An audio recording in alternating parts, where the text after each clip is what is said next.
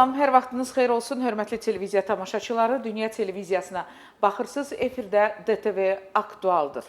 Bugün biz Azərbaycanın müstəqil və suveren dövlət kimi gücləndirilməsində Ulu Öndər Heydər Əlirzaoğlu Əliyevin tarixi xidmətlərindən danışacağıq. Böyük məmnuniyyətlə bugünkü efirimizin qonağını sizə təqdim edirəm. Qonağımız İqtisad Elmləri doktoru, professor, iqtisadçı, ekspert Şəfa müəllim Əliyevdir. Şəfa müəllim, xoş gördük sizi. Hər vaxtınız xeyir olsun. Dünya televiziyasına xoş gəldiniz. Xoş gördük sizi və bütün tamaşaçılarımızı. İcazənizlə professor söhbətimizə başlayaq. Buyurun. Qeyd etdiyim kimi bugünkü mövzumuz Azərbaycanın müstəqil və suveren dövlət kimi gücləndirilməsində ümummilli liderimiz Ulu Öndər Heydər Əlirzaoğlu Əliyevin tarixi xidmətlərindən danışacağıq. Öncə bir məsələyə toxunmaq istərdim. Belə ki, 2025-ci il Azərbaycanda Konstitusiya və Suverenlik ili kimi qeyd olunur. Azərbaycan Respublikasının prezidenti İlham Əliyev cənabları bununla bağlı sərəncam imzalayıb. Bəli, 2025-ci il sona yaxınlaşır. Artıq az vaxt qalıb. İstərdim bu illə bağlı, ümumiyyətlə Konstitusiya və Suverenlik ili ilə bağlı fikirlərinizi bizimlə bölüşəsiniz. Çox sağ olun. Bu il doğrudan da çox bir möhtəşəm və tarixi bir ildir. Azərbaycan dövləti özünün müstəqil atributlarını ən yüksək səviyyədə bütün dünyada nümayiş etdirir və təqdim edir. Və Azərbaycan özünün müstəqil dövlət kimi siyasətini, iradəsini, regionda və dünyada beynəlxalq səviyyədə nüfuzunu ortaya qoyur. Və bu il ölkəmizdə Konstitusiya və Suverenlik ilinin qeyd edilməsi heç təsadüfi deyildir. Çünki qlobal transformasiyalar şəraitində dünyada baş verən qlobal təhdidlər, konfliktlər, davam edən müharibələr, geosiyasi və geoiqtisadi proseslər hər bir dövlətin özünün suverenliyinin, müstəqilliyinin gücləndirilməsi üçün tarixi səylərin göstərməsini şərtləndirir və tələb edir. Azərbaycan da belə sınaqlarla üz-üzədir və müstəqilliyin dönəmindən sonra, müstəqilliyin bərpasından sonraki dövrdə Azərbaycan xalqının başına ilk illərdə müsibətlər gəldi.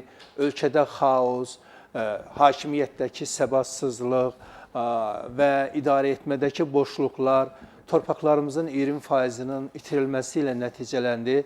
Sonraki proseslərdə məhz bugün biz böyük ehtiramla və böyük qürurla həm də tarixdə Azərbaycanın bir dövlətçilik tarixində böyük xidmətləri olan Ulu Öndərin xidmətlərini, tarixi səylərini və tarixi gördüyü işləri qeyd edərkən bir daha xatırlamalıyıq ki, məhz həmin dövrdə Ulu Öndərin hakimiyyətə gəlişindən sonra müstəqilliyimizin, dövlətçiliyimizin gücləndirilməsi öndə ilk addımlar atıldı. Və sonraki dövrlərdə əlbəttə bizə lazım idi ki, Azərbaycan öz suverenliyini, ərazi bütövlüyünü təmin etsin və bunun üçün ardıcıl işlər görüldü. Azərbaycan dövləti gücləndi. Azərbaycan dövləti özünün düşmənlər tərəfindən əyilmiş, ancaq iradəsi sınmamış xalqımızın, millətimizin qamətini qaldırdı, güclü ordu yaratdı, beynəlxalq aləmdə öz sözünü dedi, beynəlxalq aləmdə ədaləti, haqqı çatdırdı. BMT-nin qərarlarının yerinə yetirilməsinə baxmayaraq bir suveren dövlət kimi öz hüquqlarını, milli mənafeni qorumaq üçün lazımi zəruri tədbirləri gördü və məlum məsələdir ki, 44 günlük Böyük Qarabağ zəfərində torpaqlarımızı azad etdi. 2023-cü ildə isə tam olaraq bir gün ərzində, sentyabrın 19-dan 20-sinə keçən gecə tam olaraq ərazilərimizi, demək olar ki, ərazi bütövlüyümüzü təmin etdi. Bütün bunlar belə bir imkan verdi ki, Azərbaycan dövləti ümumiyyətlə bütün məsələlərin hamısını balanslaşdıraraq dünya səviyyəsində özünün müstəqil dövlət kimi siyasətini bir daha nümayiş etdirmək, həm iqtisadi qüdrətini, gücünü, həm dövlətimizin müstəqillik siyasətinin əsas konseptual əsaslarını bütün dünyaya çatdırmaq üçün bu il prezidentimiz tərəfindən həm konstitusiya, həm də suverenlik ilə elan edilməsi heç də təsadüfi deyildir. İl ərzində keçirilən tədbirlərə biz qısaca nəzər salsaq, bütün müstəvilərdə, həm dövlət səviyyəsində, həm özəl strukturlarda, ali təhsil müəssisələrində, demək olar ki, ölkənin hər yerində, dünyanın hər yerində, həm konstitusiya, Azərbaycan konstitusiyası əsas sənədi, əsas ölkə vətəndaşlarının hüquqlarını təsbit edən sənədimizin dünyəvi olması və dövlətçiliyimizdə onun rolu, strateji əhəmiyyəti, həm də ki, suverenliyimizin gücləndirilməsi üçün dövlətimizin apardığı siyasətin mühüm aspektləri ortadadır, göz qabağındadır. Azərbaycan dövləti nəinki indi hazırda regionda, dünyada nüfuzu olan bir dövlətə çevrilmişdir. Azərbaycan dövləti və dövlət başçısının siyasəti nəticəsində Türk dövlətlərinin artıq coğrafiyasının birləşdirilməsi istiqamətində önəmli addımlar atılır. Azərbaycan regional səviyyədən artıq beynəlxalq səviyyəyə, qlobal müstəviyə qalxmış bir dövlət hesab olunur. Dünyanın aparıcı dövlətlərinin liderləri ölkəmiz haqqında, onun başçısı haqqında çox müsbət fikirlər və necə deyərlər, milli mənəfiyyəli qoruyan, öz xalqının mənəfiyyəni qoruyan və beynəlxalq səviyyədə hörməti, nüfuzu olan dövlət başçısı kimi həm ABŞ prezidenti tərəfindən, həm də digər dövlətlər səviyyəsində, beynəlxalq təşkilatlar səviyyəsində Azərbaycan dövlətinin nüfuzu, müstəqil dövlət kimi siyasəti göz qabağındadır. Fikirlərinizlə tam razıyam. Bugün Azərbaycan dünyada öz sözünü deyən bir dövlətdir. Güclü lideri ilə seçilən bir dövlətdir. Bəli, bütün bu güc, bütün bu nüfuzun kökü var. Kökü də Heydər Əliyevdir. Hər şey məhz Ulu Öndərin hakimiyyətdə olan dövründən başlayır. Gəlin illər öncəyə bir baxış edək. Keçmiş SSR dövründə Ulu Öndər hakimiyyətdə olarkən respublikamızın inkişafında, milli mənafeyinin, dilimizin qorunmasında, iqtisadiyyatımızın gücləndirilməsində Ulu Öndər çox böyük işlər gördü. Buyurun sizə eşidək.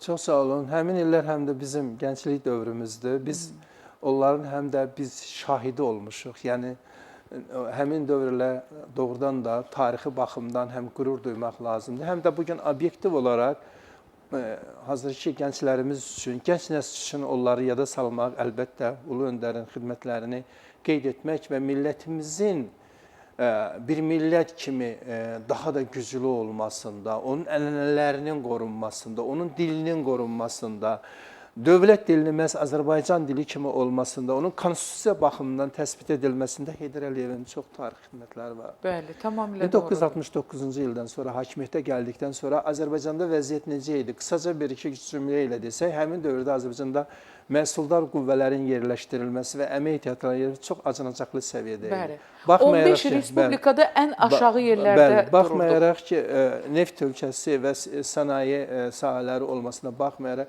Azərbaycanda demək olar ki, bu sənaye sahələrinin yenilənməsi getmirdi. Neft sənayesinə çox ögey bir münasibət var idi.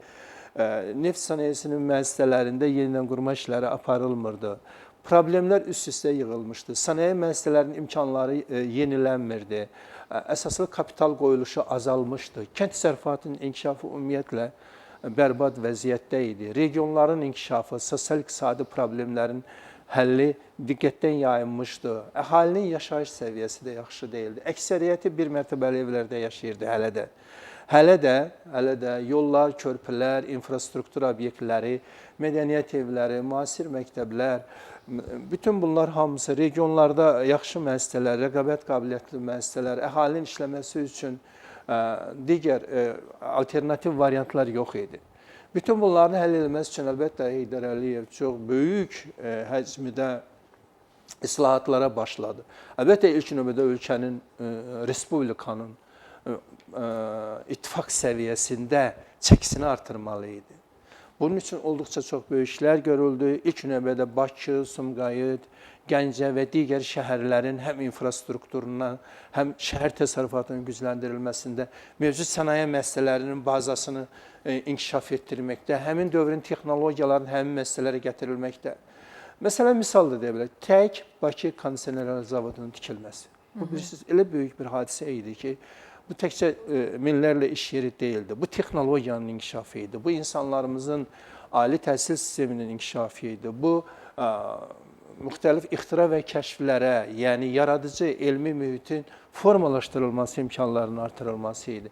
Maşınqayırma zavodlarının bazalarının yenilməsi. Sumqayıtdan danışsa ümumiyyətlə ayrıca veriliş lazımdır. Sumqayıtdakı zərərli müəssisələrin sıradan çıxarılması, əvəzində isə o dövrün müasir texnoloji zavodların gətirilməsi. Yenə burada deyək ki, tək sözün yenə işləsək, tək EP300 qurğusunun Sumqayıta gətirilməsi, Sumqayıt neft-kimya kompleksinin tamamilə yenilənməsinə imkan verdi və neft emalını yüksək səviyyədə təşkilinə imkan verdi. Məhz həmin qurğunun sayəsində bugün neft-kimya qeyri-neft qaz sektorunun önündə gedir. Məhz onun hesabına, o qurğunun hesabına. Hələ də o qurğu məhsuldarlıqla modernizasiya olunmuş şəkildə indi fəaliyyət göstərir. Bunlar çox azdır dediklərim. O qədər demək olar ki, məsələn, regionlarımızın inkişafı, rayonlarımızın siması tamamilə dəyişdi. Rayonlarda, yəni bir sıra kənd təsərrüfatı məhsullarının, həm dənli, yəni taxıl və s. dənli bitkilər məhsulu, həm texniki bitkilərin, pambıq və üzümün inkişafı, bütün bunlar regionlarda müxtəlif zavodların tikilməsi, süd və süd məhsulları, ət və ət məhsulları, heyvandarlıq kompleksi inkişafı, bitkiçiliyin inkişafı, bütün bunlar rayonların simasını tamamilə dəyişdi. İnsanların demək olar ki, əksəriyyətən çoxu göz qabağıma getirmək istəyirəm ki, elə bizim öz yaşadığımız rayonda və kəndlərdə necə inkişaf gedirəm gözümün qabağında. Bir mərtəbə evlər demək olar ki, yoxa çıxdı. Hamısı 2 mərtəbəli və yaxud da o vaxt edirlər, kürsülü evlər, daş evlər, bütün bunlar kubikdən, mişar daşından tikilmiş evlər, müasir şəraiti olan, qaz çəkilişi başladı hər yerə demək olar ki, çatmayan yerlərdə də qaz yenə çatdırılırdı. Bütün bunların nəticəsində həmin dövrdə Azərbaycanın rayonlarında əhalinin ümumiyyətlə həm inkişafı baxımından, gəlirlərinin artması baxımından böyük imkanlar yaradı. Ölkə sürətlə inkişaf edir. Hər il ittifaq səviyyəsində Azərbaycan sosial-iqtisadi inkişafa görə birinci yeri tutandır. Və o vaxtın dövrünün mükafatlarını keçici qırmızı bayraq verdilər, alırdı. Bəli. Sonra bir neçə rəqəm də desə, həmin dövrdə sənaye 2-3 dəfə artdı. Müxtəlif sənaye məhsulları 2-3 dəfə, kənd təsərrüfatı dəfələrlə artıb. Rekord miqdarda pambıq istehsalı, rekord miqdarda üzüm istehsalı və s. Bütün bunlar məhz həmin dövrə aiddir. Bir məqama toxunmaq istərdim. Həmin dövrdə hakimiyyətdə olan ermənilər də qısqanclıqla yanaşır. Nəinki ermənilər, bir çoxları Azərbaycana qısqanclıqla yanaşırdılar. İndi isə istərdim sonraki dövrə keçid alaq. SSR dağılır və Azərbaycan, müstəqil Azərbaycanın həmin dönəmdəki durumu. Xalqın təkidi ilə, tələbi ilə ümummilli liderimiz Heydər Əliyev hakimiyyətə qayıdır. Gəlin həmin dönəmə baxış edək. Müstəqil Azərbaycan, acınacaqlı bir vəziyyət və Heydər Əliyev. Artıq mən əvvəldə, müsahibənin əvvəlində o barədə az da olsa dedim. Yenə həmin dövr tam olaraq mənim gözümün qarşısındadır. Həmin dövrdə mən iri müəssisələrin birində fəaliyyət göstərirdim və demək olar ki, biz hər gün o problemləri görürdük, ölkədəki vəziyyəti görürdük. İri müəssisələr demək olar ki, sıradan çıxdı ölkədə. Ölkə acınacaqlı bir vəziyyətdə idi. Siyasi səbatsızlıq nəticəsində heç bir təcrübəsi olmayan, gözü Moskvada qalan, belə deyək də, gözü şimalda Moskvada qalanların hakimiyyətdə olması, bir müddəti isə əlbəttə, belə deyək ki, müəyyən hələ tələsiklik olaraq, tələsiklik şəkildə o qədər də güclü təcrübəsi olmayan insanların irəli çəkilməsi, kadrların yerləşdirilməsi, Azərbaycan hökumətində olan kadr siyasətinin nəticəsində və bu səviyyədə idarəetmə strukturlarının degradasiyaya uğraması, müstəqillik üçün lazım olan güclü ordunun yaradılmasına diqqətin yönəldilməsi əvəzinə ayrı-ayrı qruplaşmaların yaradılması, ayrı-ayrı silahlı qrupların yaradılması, dövlət səviyyəsində ümumi vahid siyasətin hələ formalaşdırılmaması, iqtisadi islahatlara başlamaq üçün də demək olar ki, vəsait də yox idi və onun üçün investisiyaların cəlb edilməsi üçün investisiya cəlb edicilik mühitinin artması. Demək olar ki, tədbirlər görə bilmirdilər və bacarmırdılar da. Bunu etmək də asan məsələ deyildi. Bir tərəfdən də bayaq dediyimiz kimi düşmən torpaqlarımızı işğal edirdi. Havadarlarının, xarici havadarlarının köməyi və dəstəyi ilə dünyanın ən iri beynəlxalq təşkilatının qərarlarını da inkar edərək, BMT-nin qərarlarını da saymayaraq torpaqlarımızın işğalını davam etdirirdilər. Və bu belə bir şəraitdə Ulu Öndər əlbəttə köklü şəkildə islahatlara başladı. İlk növbədə dövlət strukturları gücləndirildi. İntizam, dövlət strukturlarının adekvatlığı, mobilliyi təmin olundu. Təcrübəli kadrların bir çoxu yerləşdirildi və eyni zamanda iqtisadiyyata bir nəfəs verildi. Bu nəfəs... Gəlin elə iqtisadiyyatdan danışaq. Bir iqtisadçı alim olaraq istərdim bu sualı sizə verim. İqtisadiyyatı güclü olan dövlət hər şeyə qadirdir. Vaxtilə bunu Ulu Öndər söyləmişdir. Bəli, fikirləridir. Müstəqil Azərbaycan iqtisadi inkişaf modelinin formalaşdırılmasında, gücləndirilməsində Heydər Əliyevin rolu. Gəlin bu barədə danışaq. Bir iqtisadçı kimi. Söhbətimizin davamı olaraq iqtisadiyyata keçid etsək, orada ilk növbədə bütün bunların əsasında əlbəttə Ulu Öndər gözə bu sahənin ümumiyyətlə həm neft sahəsindən də Azərbaycan iqtisadiyyatının, Azərbaycan dövlətçiliyinin mahir bilicisi kimi bilirdi ki, ilk növbədə bizə neft sənayesini qaldırmaq lazım. Çünki neft sənayesi Azərbaycanın vizit kartıdır. Bəli. Ona görə də bəs bütün xarici şirkətlərlə uzun müddətli danışıqlar, yeri gəlmişkən bu danışıqlarda bizim hazırda ölkə başçısı da o vaxt fəal iştirak edirdi. Bu danışıqlarda, yəni neft kontraktlarının hazırlanmasında, bütün dünyanın qlobal şirkətlərinin Azərbaycana istiqamətləndirməkdə böyük işlər aparıldı və nəhayət 1994-cü il sentyabrında əsrin kontraktı bağlandı. Bu sadə, adi bir kontrakt deyildi. Deyildi, bu geniş miqyaslı, 10 illərlə irəliyə perspektivə hesablanmış, hazırda da 2050-ci ilə kimi hədəfləri olan bir kontrakt idi. Bu kontraktın reallaşdırılması Azərbaycana nə gətirdi? İlk növbədə Azərbaycan dövlətinin müstəqilliyini gücləndirdi. İlk növbədə Azərbaycanın müstəqil iqtisadi siyasətinin olmasını ortaya qoydu. İlk növbədə Azərbaycan xalqının milli sərvətlərinə sahib olduğu bütün dünyaya oldu. Yəni biz artıq müstəqil dövlətik, resurslarımızı dünyaya özümüz müstəqil dövlət kimi çıxara bilərik. Və investisiyalar Azərbaycana daxil oldu. Milyardlarla investisiyalar iqtisadiyyatımıza gəlməsi iqtisadiyyatın bütün sahələrinə multiplikativ təsir etməyə başladı. Neft sənayesi bir lokomotiv kimi iqtisadiyyatı çəkərək irəli apardı və bunun nəticəsində Azərbaycan iqtisadi inkişaf modelinin güclü təməli qoyuldu həmin dövrdə. Həmin təməlin əsasında həm neft əsaslı sənaye sahələri, həm digər sənaye sahələri, eyni zamanda aqrar islahatları Ulu Öndər ilk dəfə buna açıq və düzgün demək lazım. Bunun tarixi qiyməti də var. Çünki müstəqil dövlətlər birliyi arasında ilk aqrar islahatlar ən çətin islahatlardan sayılır bu. Aqrar islahatlar məhz Heydər Əliyev tərəfindən hazırlanıb və aparılıb.